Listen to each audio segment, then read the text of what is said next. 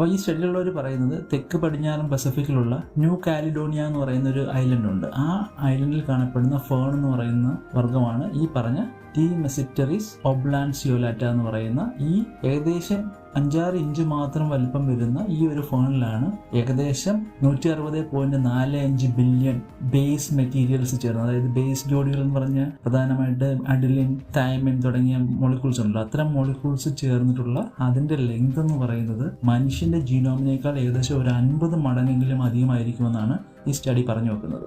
DNA പറ്റി പഠിച്ചവർക്കറിയാം, അതെന്ന് പറഞ്ഞാൽ ഹൈഡ്രജൻ ബോണ്ടുകളുമായിട്ട് ബന്ധപ്പെടുത്തിയിരിക്കുന്ന 2 തന്മാത്രകളാണ് പൊതുവെ അതിനകത്തുള്ളത്. അത് പൊതുവെ പല രീതിയിലുണ്ട്. അഡിനിൻ ഉണ്ട്, തൈമിൻ തുടങ്ങിയ പല ബേസ് മോളിക്യൂൾസ് ഉണ്ട്. അത്തരത്തിലുള്ള അടിസ്ഥാന ജോഡികളാൽ നിർമ്മിതമായിട്ടുള്ള DNA ഇതുവരെ കണ്ടിട്ടുള്ളതിൽ വെച്ച് ഏറ്റവും നീളമുള്ള DNA സീക്വൻസ് എന്ന് പറയുന്നത് ഈ ഒരു പ്ലാന്റിലാണെന്ന് പറയുന്നത്. മറ്റൊരു സ്റ്റഡി മുമ്പ് പബ്ലിഷ് ചെയ്തിട്ടുണ്ട്. അതെന്ന് ഏറ്റവും ചെറിയ ജീനോം എന്ന് പറയുന്നത് 2.25 മില്യൺ ബേസ് പെയർസ്